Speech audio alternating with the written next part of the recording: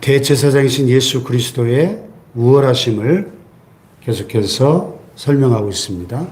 인간 대제사장은 시작이 있고 끝이 있죠.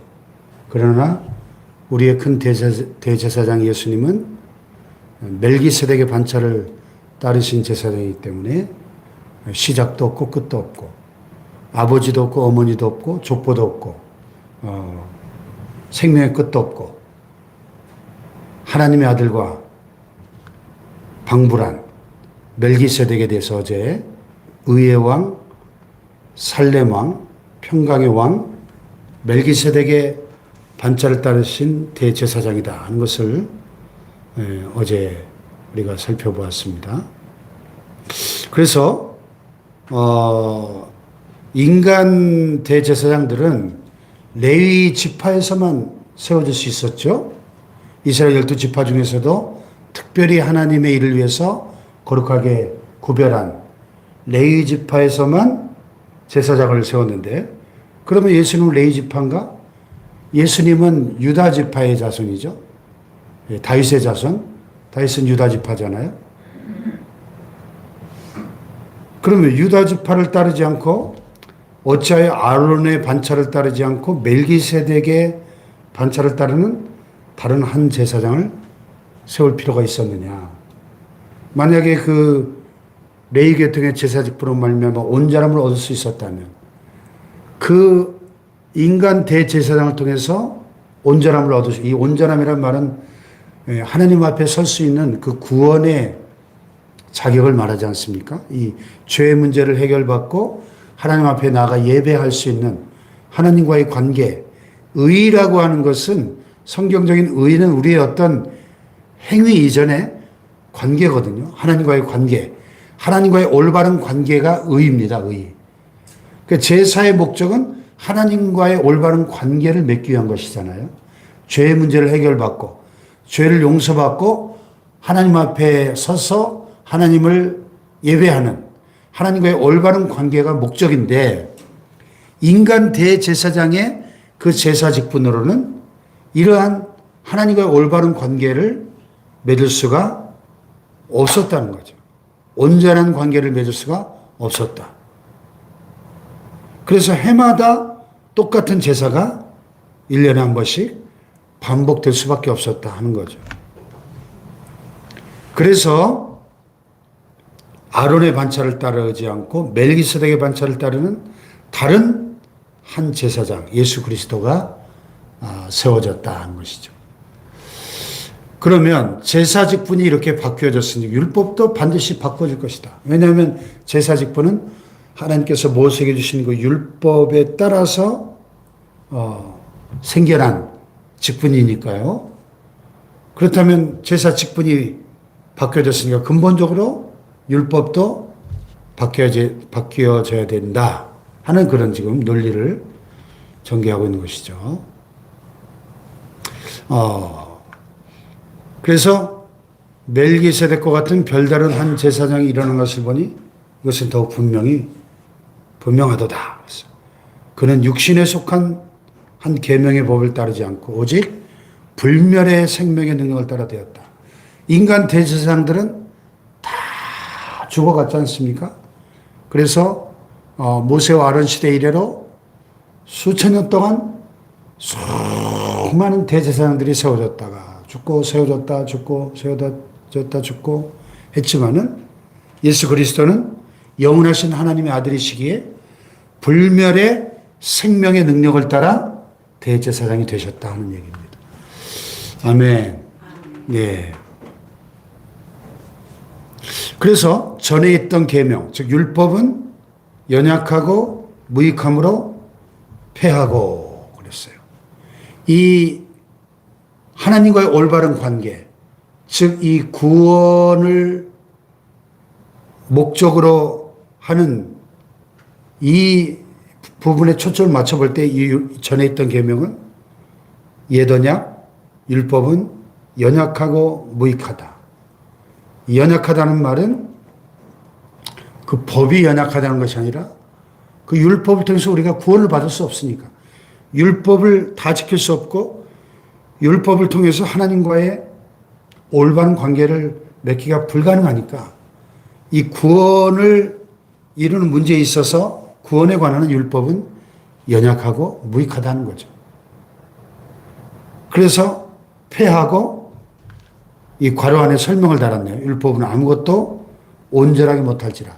율법의 목적은 거룩하신 하나님의 표준을 우리에게 제시하고 그 표준에 다다를 수 없는 우리 인간의 연약한, 우리 인간의 그 죄를 깨닫게 하는 것이 가장 중요한 율법의 목적이에요. 그 율법을 지켜서 구원을 받게 하기 위한 것이 아니라 율법을 통해서 우리의 죄인됨을 깨닫고 그러므로 하나님의 용서와 긍휼이 필요한 죄인임을 깨닫게 하는 것이 율법의 목적입니다. 그래서 이에 더 좋은 소망이 생기니 이것으로 우리가 하나님께 가까이 가느니라. 예. 율법보다 더 좋은 소망, 복음이죠. 예수 그리스도의 복음. 예수 그리스도의 복음이 더 좋은 소망인 이유는 이것으로 우리가 하나님께 가까이 갈 수 있기 때문에 하나님과의 온전한 관계가 회복되고 하나님과의 온전한 사귐, 예배가 가능해지기 때문인 것이죠. 할렐루야. 자, 그리고 이와 같이 예수는 더 좋은 언약의 보증이 되셨다. 더 좋은 언약. 그래서 우리가 구약을 옛 언약, 신약을 새 언약 이렇게 부르죠. 성경은 약속의 책입니다. 옛 언약의 책 구약과 새 언약의 책 신약. 그래서 예수님은 더 좋은 언약, 옛 언약보다 새 언약이 더 좋은 언약이거든요. 율법을 통해서 십계명을 중심으로 율법을 통해서 주어졌던 그 옛 언약보다 훨씬 더 좋은 언약, 예수님의 피로 세운 십자가의 피로 세운 새 언약, 이 언약이 더 좋은 언약인데 예수님은 이 더 좋은 언약의 보증이 되셨다는 것입니다. 할렐루야. 그래서 여기 보면 더 좋은 소망 이라는 표현이 있고 더 좋은 언약 이런 표현이 있어요. 그래서 이 율법과 비교해 볼 때 예수 그리스도의 복음은 훨씬 더 좋은 소망인 것이고 훨씬 더 좋은 언약인 것이죠. 할렐루야. 그러니까 우리가 이 신약 시대, 이 복음 시대, 은혜의 시대에 살고 있다는 것은 큰 축복인 것이에요. 우리는 훨씬 더 좋은 소망을 가지고 있고 구약 시대에 살다 죽은 사람보다 훨씬 더 좋은 언약을 우리가 받은 것이죠. 우리 기독교는 언약의 종교입니다. 복음은 한마디로 언약이에요, 언약. 이 예수 그리스도의 십자가를 믿는 자는 누구든지 죄 사함을 받고 하나님의 자녀가 되고 구원을 얻는다 하는 이 복음은 언약인 것이죠. 하나님의 언약. 할렐루야. 이 새 언약으로 말미암아 우리가 구원을 받은 것입니다. 그래서 이 새 언약의 보증이 되셨다는 거예요. 예수님 보증이. 멜기세덱의 반차를 따른 영원한 대제사장으로서 친히 자신의 피로 속죄 제사를 드리심으로 새 언약을 완성하시고 그 새 언약, 더 좋은 언약의 보증이 되신 예수 그리스도로 말미암아 우리는 더 좋은 소망을 가지고 살 수 있게 되었다는 것입니다. 할렐루야. 그래서 우리가 성찬식을 하잖아요. 우리를 위하여 몸을 찢기시고 우리를 위하여 피를 흘리신 예수님의 살과 피를 기념하며 빵과 포도주를 먹고 마십니다. 너희가 이것을 먹고 마실 때마다 나를 기념하는 것이라. 주의 죽으심을 다시 오시는 그 재림의 날까지 주님의 죽으심을 기념하는 것이다.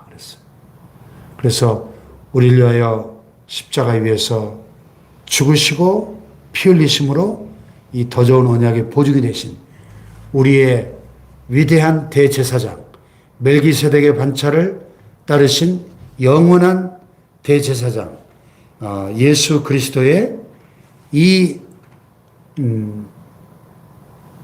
새 언약의 피를 통해서 우리는 하나님과 올바른 관계를 맺고 오늘 새벽에도 그 은혜의 보좌 앞으로 담대히 나아가 우리의 모든 사정을 아뢰고 하나님을 만나는, 하나님과 사귀는 특권을 오늘도 우리는 누리고 있는 줄로 믿습니다. 이 사실을 깨닫고 이것이 복음의 가장 중요한 핵심이잖아요. 예수 그리스도의 피를 통해서 우리가 하나님의 보좌 앞에 날마다 나아가고 그분과 사귀고 그분 앞에 내 모든 문제를 아뢰고 내 모든 문제를 맡기고 그 기도의 응답을 누리고 기도 응답의 위대한 특권을 누리는, 하나님의 자녀로서의 위대한 특권을 누리는, 이것이 복음의 축복이고 복음의 위대한 특권인 줄로 믿습니다. 할렐루야. 이 새벽에도 그 복음의 특권과 축복을 충만하게 누리는 이 아침이 되기를 축복합니다. 기도하십시다. 예수님과의 교제는 삶의 진정한 목적이자 영혼을 위한 기초다. 캐서린 마샬의 이 명언이 여기 인용되어 있네요. 하나님과의 만남, 교제, 그분과의 친밀한 관계가 우리의 삶의 진정한 목적이라는 것입니다. 하나님, 예수 그리스도의 그 대제사장으로서의 사역을 통해서, 속죄의 사역을 통해서 우리의 죄의 문제가 해결됐고 우리 모든 죄가 용서받았고 하나님과 올바른 관계가 가능해졌음을 깨닫고 하나님께 더 가까이 나아가는 이 일이 가능해졌음을 깨닫고 오늘도 예수 그리스도의 피를 힘입어 하나님과 온전한 사귐을 누리기 원합니다. 하나님과의 온전한 관계를 누리고 우리의 모든 기도가 응답